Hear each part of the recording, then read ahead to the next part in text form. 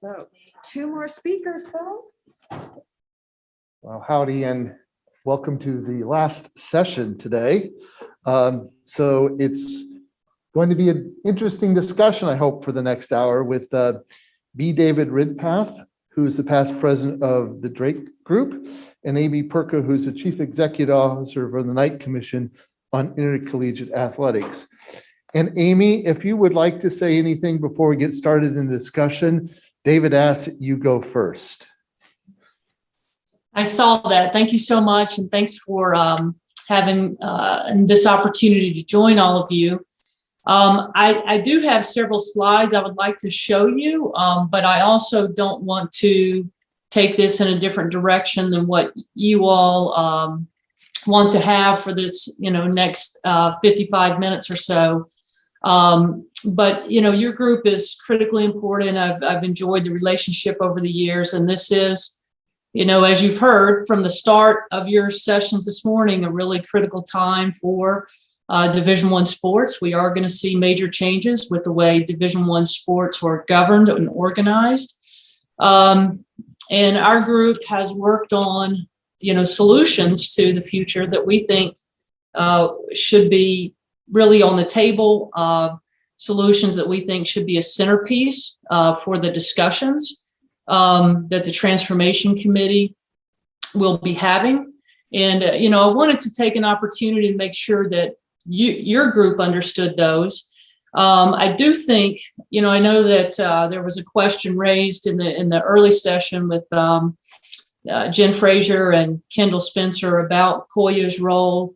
And I do think that, as a national group, you all have an important voice in endorsing and supporting solutions, be it at the conference or the national level, and agree that, you have important work at the campus level that you can influence on a daily basis. But I think that, given where the national structure is and the different directions it could go, we are hopeful that we can, have a good discussion with you about the proposed solutions we've made, and that this group would endorse our financial care model, as it addresses a number of issues that you've heard about today, and that I think hits on the values that this group shares. So with that intro, if I could take about 10 minutes and go through some slides, if that's okay. That's fine. Okay, terrific. I'm going to assume that I have share control. Yes, you do. Here. Okay, fantastic. So hopefully you can see my screen that just shares the purpose statement. Yes, we can see it. Okay, so I know that this group's familiar with the Knight Commission's work. Again, just to state, our work has been driven by values, and our purpose is pretty clear: to develop, promote, and lead transformational change that prioritizes the education, health, safety, and success of college athletes. And I know that those are goals that this group shares as well. As you know, our commission was founded by university presidents to serve as an independent think tank for college sports to offer a roadmap for reform. In December of 2019, we began a far-reaching examination of Division I, and we made the statement in December of 2019 that Division I needed to transform, have some big changes. And certainly events that have occurred over the past 2 years validate the position that we took at that time. Our examination, and this is just a cover of a number of things that we did over the past couple of years to help inform our recommendations. I don't have time to summarize all these different studies, one of which included, a survey of D1 leaders. But all of these studies were done: financial studies, legal studies, antitrust analysis conducted by Winston Strawn, again, to help inform and vet the solutions that we've put on the table. And, I want to emphasize here that our goal was to develop solutions to respond to these challenges so that the educational model of college sports can be strengthened. The reports that we released over the past 2 years began with April of 2020. This is before the state laws went into effect, July 1. We issued what we believed were the NIL principles that would be the best to frame these new opportunities for college athletes. I want to touch on as well, there were recommendations around changing revenue distribution, recommendations in December 2020, proposing some major structural changes to Division I. I want to highlight number 4 there, the Achieving Racial Equity in College Sports, given the presentation you just had. That report does contain recommendations for campus initiatives, and we just recently awarded $100,000 in research funding to 4 projects at 4 different campuses that have collaboration between researchers and practitioners to address the Black college athlete experience. So we're excited to be able to fund those types of initiatives. And then number 5, this is the one that I want to talk to you about, because again, we would really like to have the endorsement of COIA.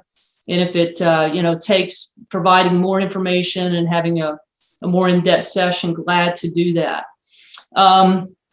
Moving forward then with that information about that report, connecting college athletics revenue distributions with the educational model of college sports.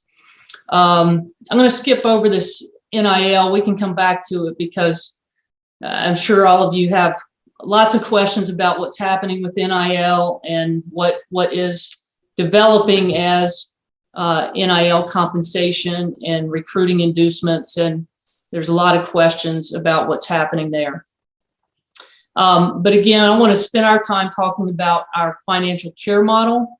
And it's built around just this belief that there must be a commitment to change by the NCAA, the CFP, and Division I conferences to rebuild trust and connect the financial structure to the educational mission. This report, we released it in September of 2021. It incorporates a number of aspects of our work and goals that we worked on over a number of years. And again, it's been legally vetted and has a number of components to it. We won't get into the details of all of them, but I'll give you an overview. So first, the goal of this is to, again, connect the shared athletic revenues with the educational model. The shared revenues are those that are created through national championships or through national or conference media contracts. So we're not addressing institutionally generated revenues. But these Division I shared revenues total more than $3.5 billion annually. So college sports can achieve all that we want it to achieve, and just by doing so, redirecting how these funds are distributed as well as how these funds are used. So this house shows you where that $3.5 billion comes from. March Madness, of course, distributes more than $600 million to 351 Division I schools. And then the college football playoff, which hopefully this group understands, and I'll just point this out, it was amazing to us when we started our work how many people, even deeply involved in college sports, do not understand the college football playoff is not controlled by the NCAA.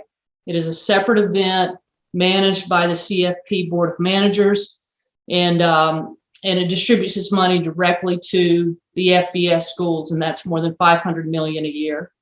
And then the last segment are the funds that Division I conferences generate themselves and distribute to their conference members, and that's more than as you can see there for the Power 5 schools, more than $2 billion annually.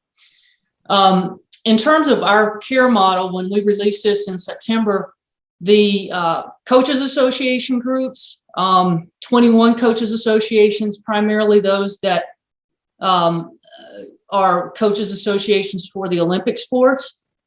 They endorsed, each coaches association considered our proposal and endorsed it. So that was 21 coaches associations representing more than 30 sports with more than 240,000 athletes competing. So we were really pleased to receive that endorsement because those groups, care about the broad-based model of college sports, knowing that it's more than just providing these leadership and development opportunities to football and basketball. And our care model helps to support that. It's also, we've had a lot of private meetings, and leaders privately acknowledge that something like this is needed to address what many has become an indefensible financial model for the Power Five. And there's a couple of recent examples of troubling trends, continuing troubling trends with the recent football hiring cycle in terms of just the coaching salary, the escalation there, as well as the amount of money put into buyouts just for coaches. And we have other financial data that we've studied and that's available on our website that shows the increasing revenues, particularly among the Power Five, have disproportionately flowed to coaching salaries. And so again, the goal is to ensure that more of the money is directed to the educational purpose, the education, the health, and safety. And I know you heard earlier today about, the needs for ensuring that there's adequate resources provided to that health and safety. So in looking at the principles that would apply here, there would be principles that these principles would impact both the distribution criteria and the spending of that $3.5 billion annually. Those principles are transparency, independent oversight, gender equity, broad-based sports opportunity, and then financial responsibility for education, health, and safety. You can see there at the bottom, the existing system for NCAA and CFP does include academic incentives, and that was previously recommended by the Knight Commission. This group's probably aware that those academic incentives are being phased in. This past year was the first year that those are being phased in.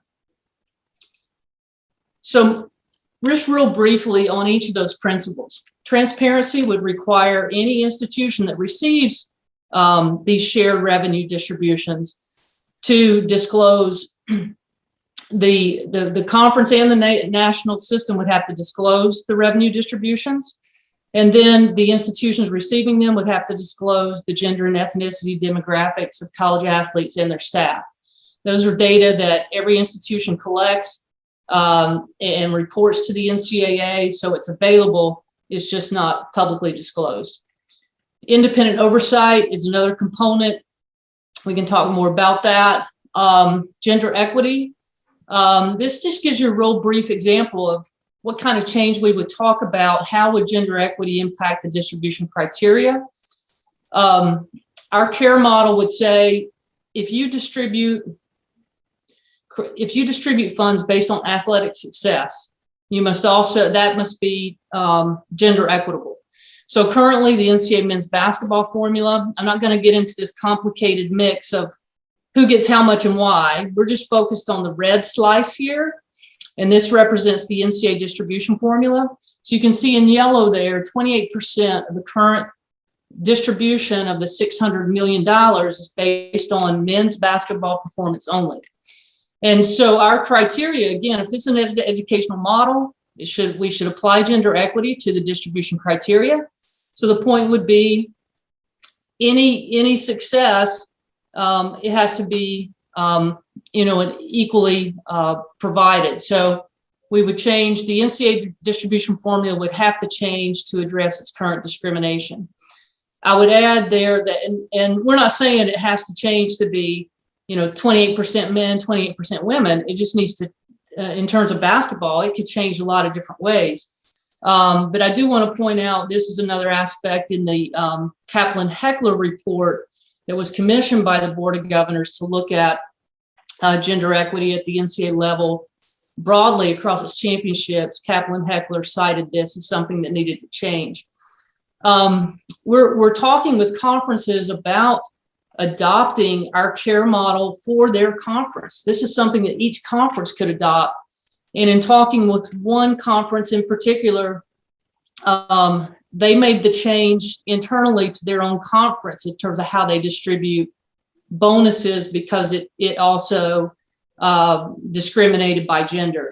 And so I would suggest to you that it's pretty common for conferences to have this kind of gender discrimination even in the conference policies, because they just kind of flowed from, here's how the NCAA does it, so here's how we're going to do it.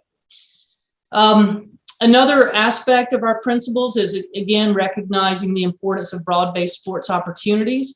So again, in our policy, it would say, if you're going to reward athletic success as a national entity or conference distribution, then you also need to have some incentives for the broad-based sports opportunities. So we use an example here of the college football playoff. It currently distributes $48 million total in football performance bonuses. So in applying our CARE model, they would have to allocate $48 million to an incentive structure to reward schools that are providing more than the minimum number of sports, recognizing those broad-based opportunities. The last one is the one that's a little bit more complicated, and it gets into financial responsibility. And we've offered some conference-based approach for financial responsibility to ensure, again, that the money is being used toward education-centric priorities. We've offered some concepts around incentives, penalties, and thresholds. We've adapted some concepts basically that pro sports leagues have in place. So these aren't outlandish concepts that can't be implemented, and they have been vetted legally as well. I'm not going to get into each one of those. I'll just run through these real quickly and then stop, because I don't want to take up too much time. But one example, just to give you an idea, just look at the left-hand side, would say for an institution, what they receive from shared athletic revenues, they must spend at least 50% of that amount to support athlete education, health, safety, and well-being, and or university academics. So I want to point this out because this concept is in some ways similar to what Cory Booker and Senator Blumenthal were trying to get to in terms of ensuring that more monies are used towards those core purposes. But I would say that in reviewing their bill, our model has many more, their plan has more unintended consequences and is difficult to implement, whereas we believe our approach is better. And again, it doesn't take congressional action. Each conference can do this on their own.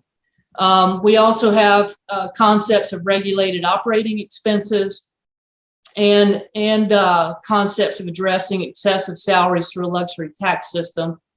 And then we've offered ways that Congress could in fact adopt some of the solutions that we've offered in this CARE model and impose it on Division I.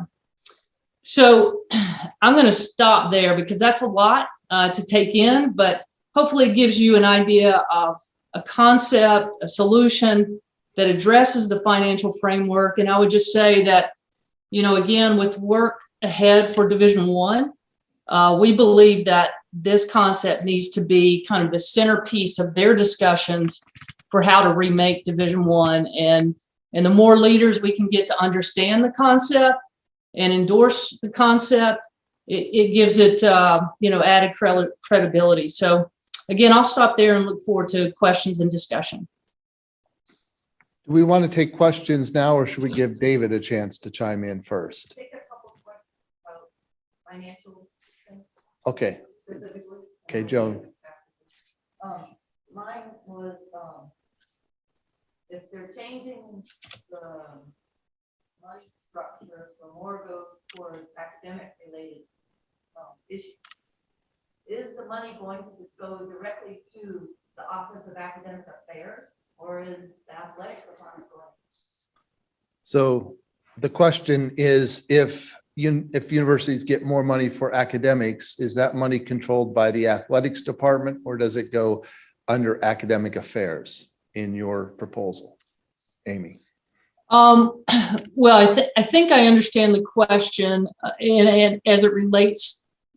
Well, I guess I should ask: is the question related to the academic incentives that the NCAA is currently providing financial rewards for? Is that the question, or is it related to where I said and use for university academics? Yeah, used for university. Yeah. Used for university academics. Okay, so in our model where I said and again, that was one example, and it's an example that a conference could adopt that for all of its institutions, that they have to show 50% of the shared revenues are used for those purposes. So we modeled, and I can send the link, we modeled, and it's available on our website, every public institution and how they would compare using that current metric based on institutional financial reports. And so to count university academics, to count in that category, we count transfers, money that is transferred from athletics to the university. Hold on, Amy. University to use in academics. We had a problem for a second, Amy. Okay. Hold on.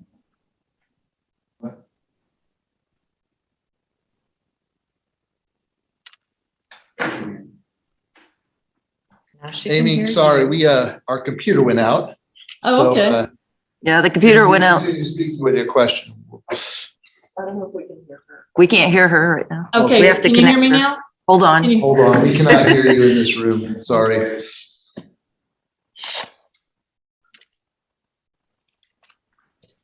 Yeah, we have to connect you to the main system so the people in the room can hear you. Because all of a sudden the computer went out. Sorry. Oh, okay. We're having little glitches.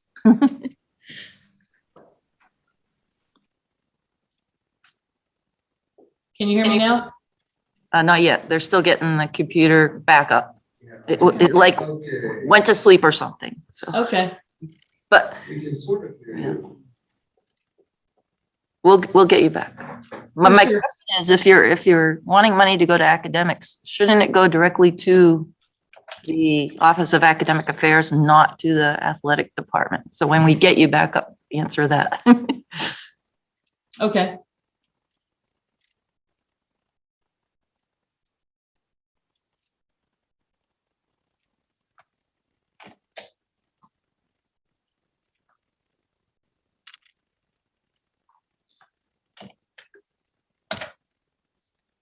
Let me know if am I back up?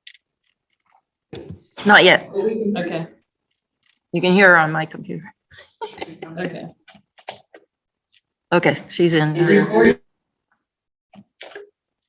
All right. So you can hear me? Hello? Yes, we can. We can hear Okay, you. great. So the question was, with regard to my reference, and again, it was one of the examples I used under financial responsibility. If the conference would choose to say, we're going to require all of our institutions to show that they're using 50% of the distributed revenues are being used toward athlete scholarships, health and safety, and or university academics. So again, that would be one option a conference could adopt. And if a school chooses not to do that, then they just wouldn't receive as much distribution. Again, these are the kinds of incentives and penalties the conferences could put in place. And so in that example, yes, the only way it would count as money towards university academics is if it's actually transferred from athletics to the university academics. So, and I put up in the chat a link to our care model resources. We've done we did a webinar on this at the NCAA convention, that's available there. And we also modeled every Division I public institution and how they would rate according to that 50% criteria.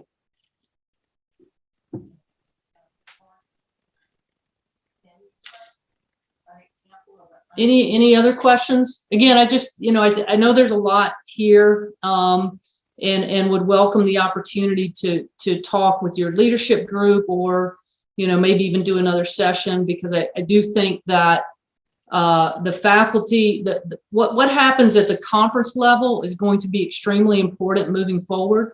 And we are in a debate where, the question is squarely around, is this a co-curricular educational activity, or is this a commercial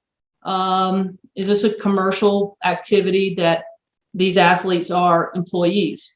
And our position is that the national and conference structures have not done enough, and have really not done much at all to connect the financial structure and the finances being generated to this educational mission. And so our solution is what we think is the only one on the table that does that can be enacted without Congress.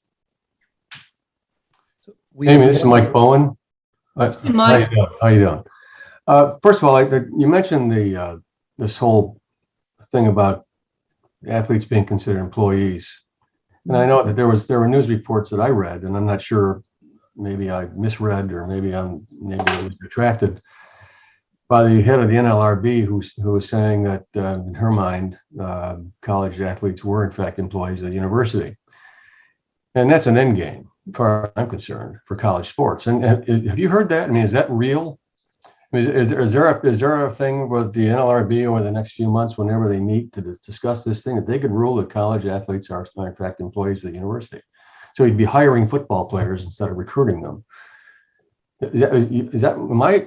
Right. Yeah. No, that's right. I mean, she has said and that was her advisory opinion, and she is basically basing it on receiving a scholarship and issues around control. So there are also some there's also a court case in Pennsylvania that's related to this, and that.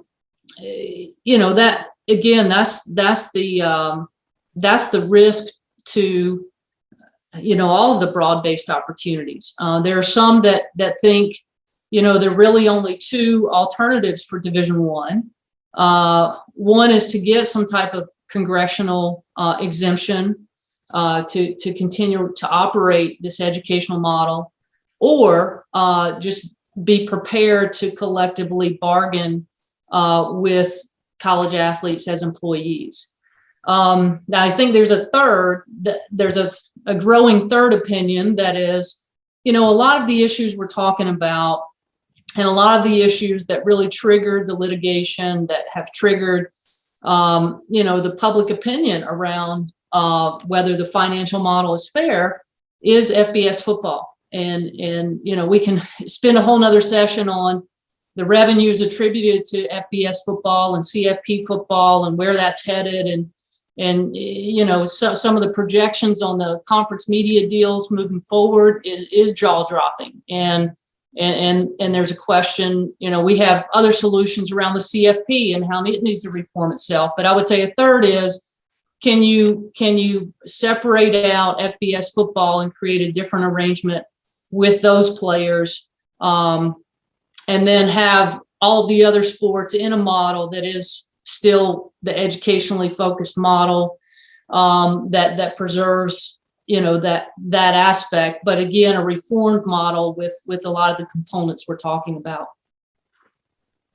So I recognize we have some more questions, but maybe we should allow David in the conversation, since we're about halfway through. So yeah, David, absolutely. Are you there? I am here. Can everybody hear me? Yes. So do you want to make some comments? And yeah, I do. And I'm going to go ahead and just stay audio. Unfortunately, I have lots of stuff going on today. So I am sitting in a car in beautiful Parkersburg, West Virginia, but always happy to hear my good friend, Amy Perko. I feel like I earn a doctorate every time I listen to her talk about college sports. And I think I know a little bit about it, and wish I could be there in person. Of course, I've attended a lot of COIA meetings over the years. Joan, thanks for the invite, and certainly Mike and others who I've seen over the years. And I also agree with Amy that COIA has an important voice in this. Where the Drake Group comes in, I do want to say a couple commercial announcements first and then give you a bit of an overview of where we are basically in today's times. I always say we have to deal with college athletics as it is, not what we hope it to be, or maybe some mythological construct of it. We have to deal with college athletics as it is. And I thought Amy did a really nice presentation on showing that there is a lot of money out there, and that money is not going to the athletes, and that money is not going to academics, and it's not going to a way to preserve what college athletics is supposed to be. But I think we could all certainly say it is mostly not.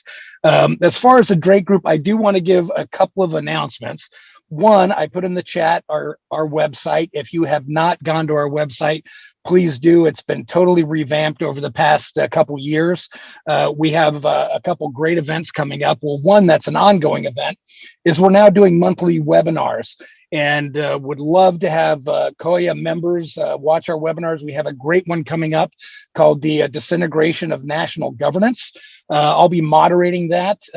Fellow Drake Group members Andy Zimbalist and Julie Summer will be part of that, but we'll also have Marquita Armstead, the newly appointed Senior Women's Administrator at the University of Nebraska, Jasmine Ellis, a rising star in college athletics who has extensive experience at the HBCU level, and also Oliver Luck, former Senior Vice President of the NCAA, former athletic director at West Virginia. So it should be a lively discussion. That's coming up this Thursday, 2:00 Eastern time, but of course it will be recorded, so you can watch it at any time.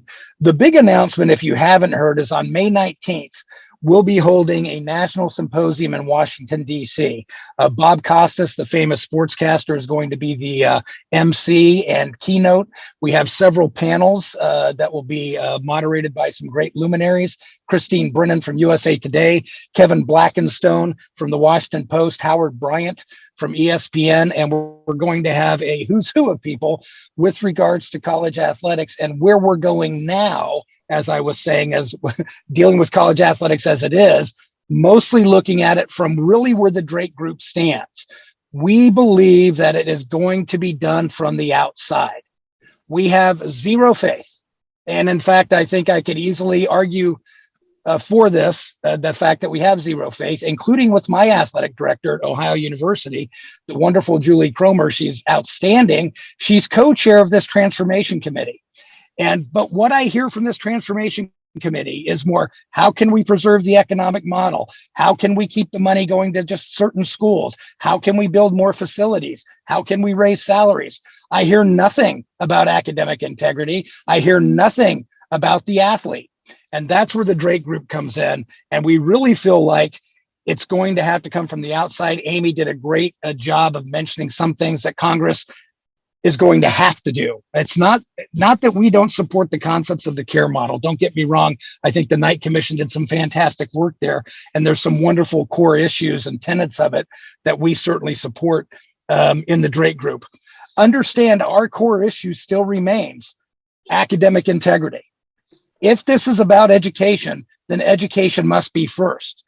And we must ensure that the athletes are getting a real, viable, and realistic chance and access to a college education. And there's many proposals on our website of how to get to that. And we certainly want to work with the Knight Commission, the Coalition on Intercollegiate Athletics, to get to that ideal.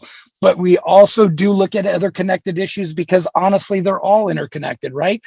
The money distribution, health and welfare of the athlete, Title IX, NILs, all these things.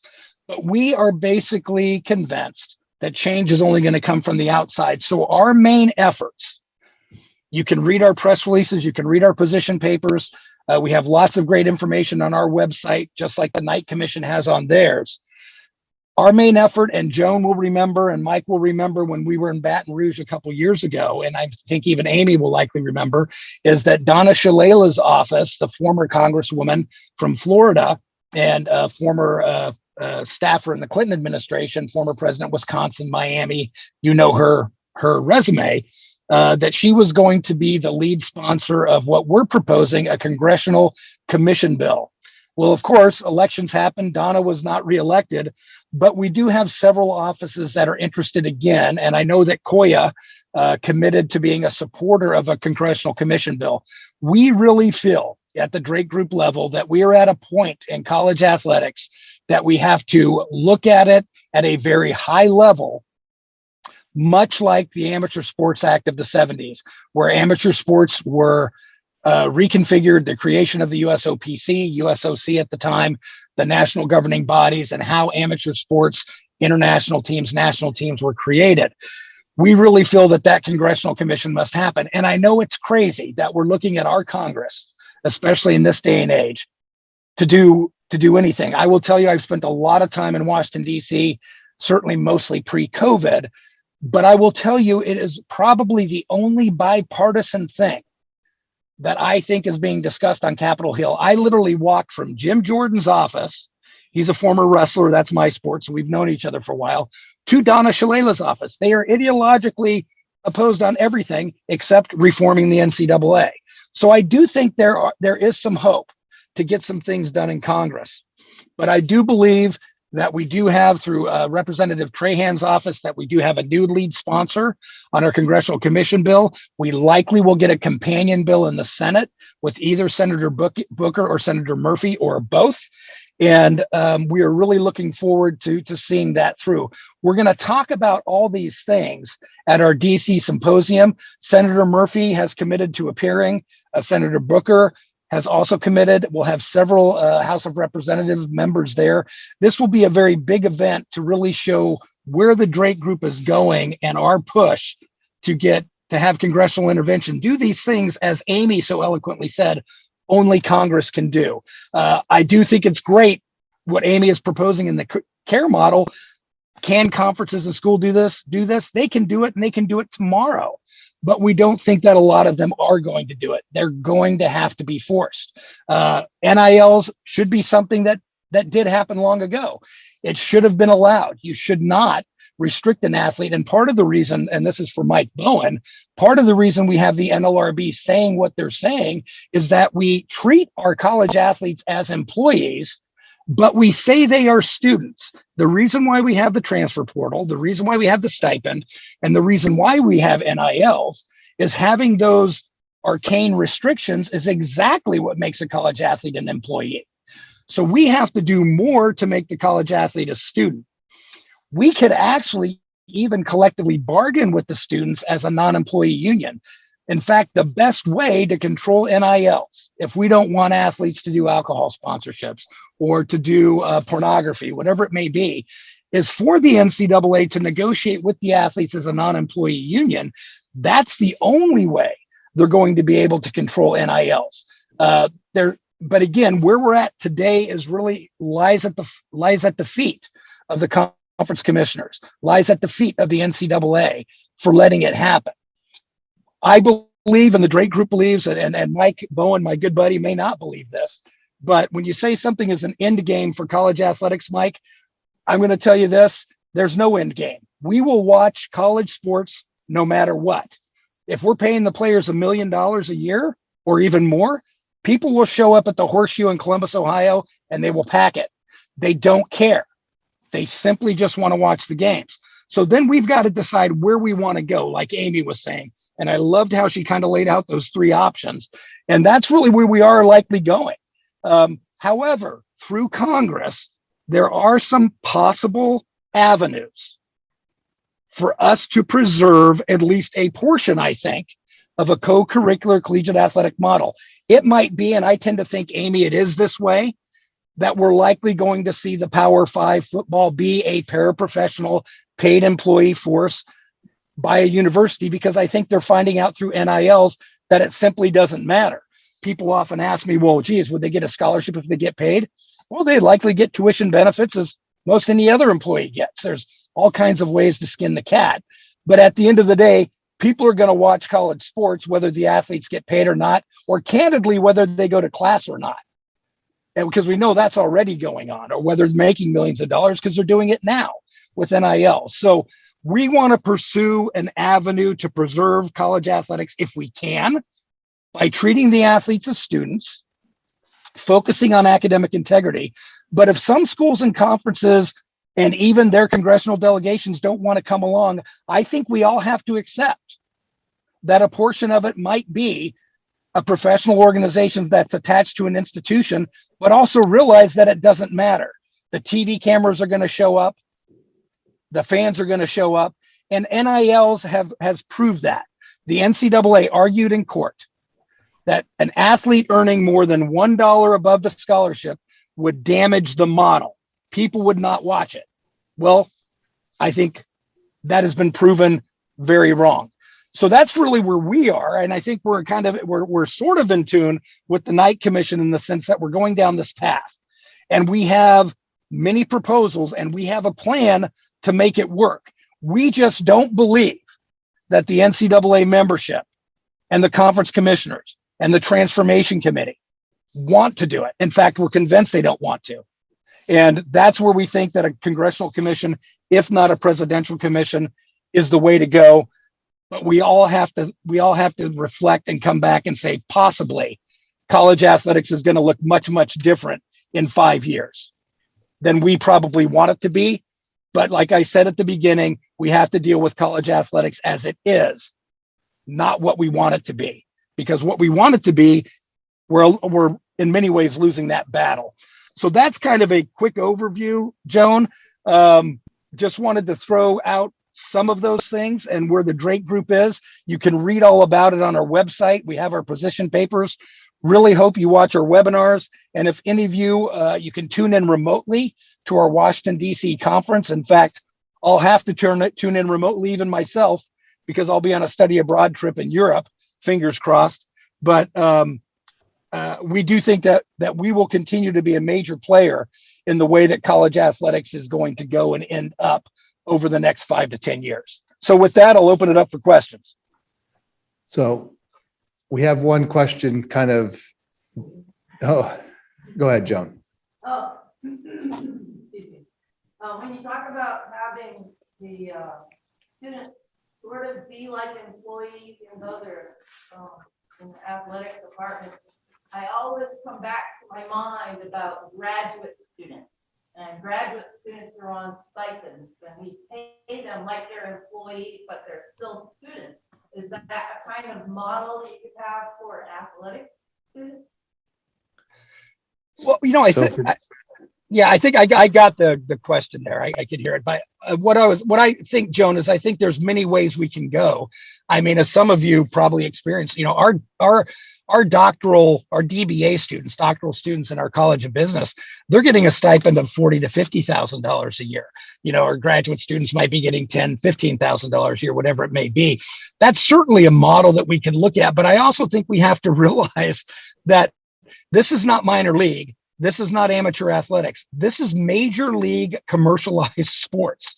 I do a lot of things in Europe with European universities.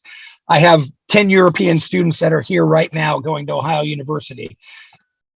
Just think about this. Of the 20 biggest field sports stadiums in the world, okay, I'm not talking about NASCAR racetracks, okay? Field sports, okay, rugby, lacrosse, soccer, right? Of the 20 biggest stadiums, 10 of them are college football stadiums. None of them are NFL stadiums. Okay. We're not dealing with some type of minor league operation here. So I think it would be very tough to say that, look, we're not going to pay you market value for what you're worth. I think that that's a model that could potentially work, Joan, but I think we might have already gone past that. And we're probably at the level of, at least like as Amy was saying, maybe a Power 5 breakaway where they're more of a commercialized, professional sports league, whether they go into another professional sports league after they play a few years in this, collegiate professional sports league or what, who knows? But I think we just have to realize and candidly accept that we are way past any educationally based model, certainly at the Division I level. And you could even argue it at the lower levels, but maybe other schools like an Ohio University would say, you know what, we do want to go back and we do want to make it, about academics. And we're going to give need-based awards. We're going to, we're not going to have 300 days of football practice a year. We're going to let kids have a semester off, go study abroad. We're not going to say, you have to be involved in 18 hours a day of weightlifting in March or something like that. I mean, all these crazy things that we're doing that candidly make them 100% employees. It's hard to argue with the NLRB. It really is, because we treat our college athletes, and I would argue at all levels, as employees, not as students. So Amy, would you like to chime in on that? Yes, I would. I want to go back though and David, thanks for your comments. I want to go back to where David started in terms of the Drake Group's approach in terms of looking for a congressional solution. And again, with regard to NIL, we agree there does need to be, that's really the only way to get some uniformity. And our NIL principles that I didn't outline, but those were largely, and we're glad they were influential with the Uniform Law Commission and their act, and they're working to try to get uniformity with regard to NIL. But I would say to you, again, for Congress to develop the solutions, as smart as those folks are, they're going to come back to those involved in college sports and higher education and say, what are the solutions? And so again, that's what our financial care model outlines, the principles for financial framework that is an educationally based model.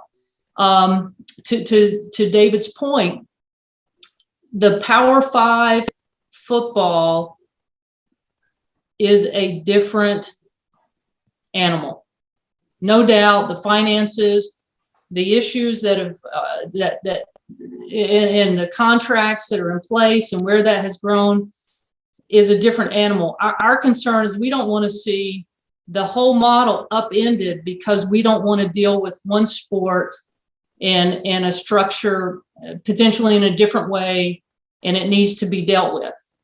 And if we continue to, try to deal with all sports in the same way, it's just not going to, it's not going to work. And so again, our model is one that we feel like leaders who care about and want to see an educational model in the future with some financial framework that does show here's how we can direct and better direct these shared revenues towards this educational model. We endorse those concepts, and it can help congressional leaders and others. And we've studied the Amateur Sports Act. We've studied the different aspects and bills put forward by lawmakers. And part of what we're trying to do is educate them as well. But I would just say, like the Amateur Sports Act, that's some of the components of that is a reason that as early as 2014, we really were aggressive in saying the NCAA needs to have independent directors, including athletes on its board. Those are key components of the Amateur Sports Act. The College Football Playoff, many of you are faculty at FBS schools. Again, the NCAA has nothing to do with the College Football Playoff. This is an event that's managed by your presidents, and no athletes sit on that board. And that's wrong. It's not right. And we put forward, I shared with Joan in an op-ed that Arnie Duncan and Jacques McClendon, Jacques was a football player at Tennessee. They authored an op-ed for how to reform the CFP. It was published by USA Today. And one component of that is adding football athletes to the board.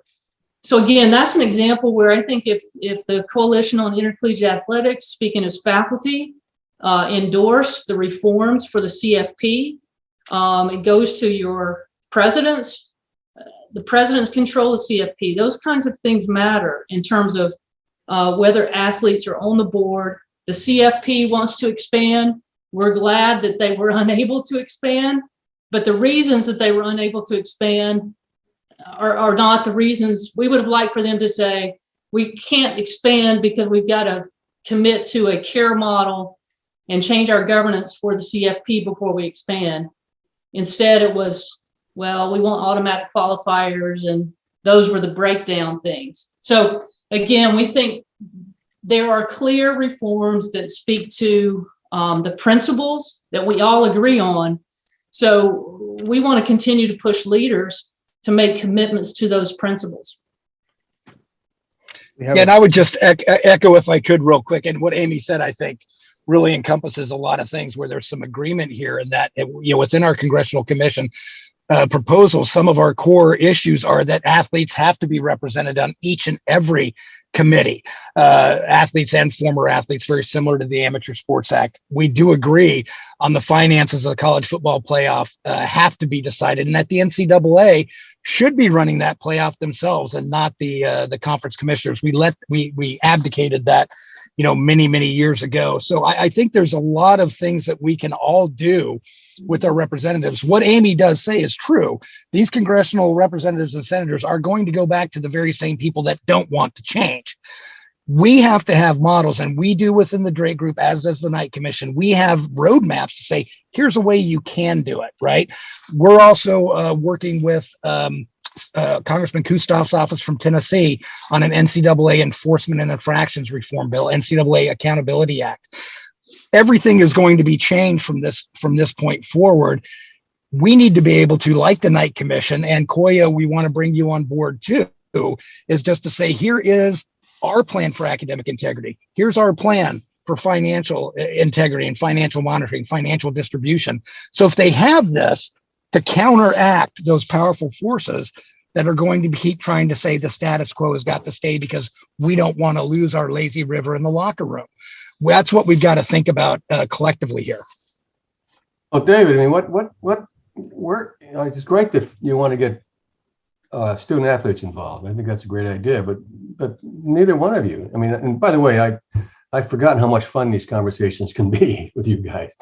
This is great. I wish we were all in the same room, could go to the bar and sit around and have for a couple hours and just yell at each other like this. This is wonderful. But anyways, we're faculty. Why not faculty? Nobody mentions faculty. How much faculty input? I mean, faculty are the universities, but nobody mentions faculty.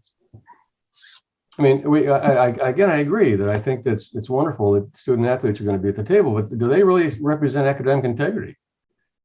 I mean, can they academic integrity? That's not their job. I mean, they're going to be looking for money too. I mean, everybody in the conversation is interested in money, except I agree with you. I agree with you, Mike. Again, and I probably didn't mention it enough. We are still very much, and I want to make sure I clarify that the faculty is also involved in representation, not just a faculty athletics rep with no power. So yeah, we do want athlete representation because we do feel they're the ones that had the least voice in this over the years. But yes, we do advocate for faculty representation. We also do advocate even more so out of the box, that a school should be able to decide by sport what division they want to play in, the old AIAW model, when women's sports governed themselves. I mean, there's so many different things we can do, but I do want to assure you, Mike, and apologize I didn't say it. That was my omission. We do include faculty in all of our plans and do believe that faculty has to have a major seat at the table with governance and oversight. Well, somebody's got to be able to counteract the Nikes of the world and the money people, and they're running the conferences. And a group of students, no matter how powerful they are not going to have that kind of control or power. We need to be some power balance in the conversations to bring academic values, at least more than an afterthought. I mean, one of the things that makes me angry is that, and with all due respect to our NCAA friends who are in the room, they're still pushing the idea that the college model, where it's college athletes, ought to be an avocation for them instead of the whole reason they're there. Well, we know the whole reason a lot of these guys are there is for sports, but I agree, it ought to be an avocation. And I mean, that's where I come down on that. I think it ought to be an avocation for student athletes. It shouldn't be the whole reason they're in school. And that's a different kind of model. But anyways, I really want to thank you guys for coming today. This has been great, and I hope that Amy, I hope that we can, I'm not in the leadership of COIA anymore, but I hope that Joan will be interested in maybe having a session with you outside of this, and just to clarify some of the issues and some questions that people might have. But I think it's a great start on both you guys. I mean, okay, Mike, we have a couple minutes left, and okay. We have a question that I think is a couple of people would like to ask, because we had Cory Bookers in here earlier, and there's a question about that Amy brought out. So what are these potential unintended consequences of some of the legislation that's being proposed? Yeah, so NIL legislation. I did listen to Senator Booker's session, and again, thank you all for organizing that. I look forward to seeing what I understood he said will be a revised student athlete bill of rights, and so we look forward to seeing if some of those earlier issues were addressed. My suspicion is it'll be released sometime around March Madness, but that's just a guess. Last year, I'll give you one example, the unintended consequences. What the bill was constructed to do was, again, to ensure that more revenues were going towards addressing health and safety issues, including, medical expenses post-career. But the way it was written, it would impact Division 1, 2, and 3 schools. And it has some pretty, challenging obligations with regard to that. And the bottom line is, we were talking with some of the staffers for the Commerce who were trying to cost that bill out. And we basically said, you're putting all athletics out of business except for the Power 5. It was what it would have done from a financial obligation standpoint. So I bring that up because, again, to get into other specifics, but I think that's a very good example because, again, Senator Booker and Blumenthal are reacting to the $9.5 million annual salaries we see now in football. So they're reacting to that, trying to craft a solution that now is going to apply to Divisions 1, 2, and 3. And again, that's what we can't do anymore. We got to figure out what are the issues with FBS football, and do they need a separate governing structure? Do they need separate arrangements? And then how do we strengthen this educational model that we all believe in, the good that comes out of it for all these other sports? And to somehow keep, the FBS football connected as well, but under a different framework. So, that's just an example of an unintended consequence, but it draws the line to the lawmakers are reacting to the small number of programs and really kind of the excesses in football to redesign all of college sports. And that's not the approach we feel like is going to be the best for the majority of athletes, the majority of schools. Thank you. So we're at 4:00. I think we should give everybody a big hand. Those are in the audience and those are presenting. Thank you very much. Joan, do you want to say some final words?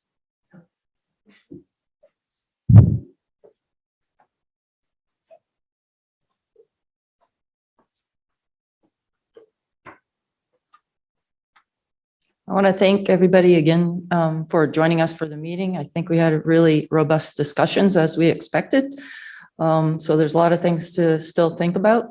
And we are flirting with the idea of having our meeting next year in person, either in Hawaii, because that's where Kelly is, and she's going to be the new chair of the steering committee, or in Washington, D.C., where we can get more interest in activities with Senator Booker again, kind of like the Drake Group is planning to do.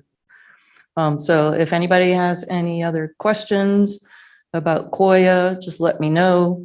We will try to email you the links for the Knight Commission and Drake Group, so you'll have those. And hopefully we'll be posting videos that we were allowed to record on our website in the near future. We also usually write a summary of the meeting that we send out to all members and we post on our website. So we'll be looking forward to hearing anything else you have to tell us. If you have any interest in participating on the steering committee, let us know, because we are in need of a new steering committee member.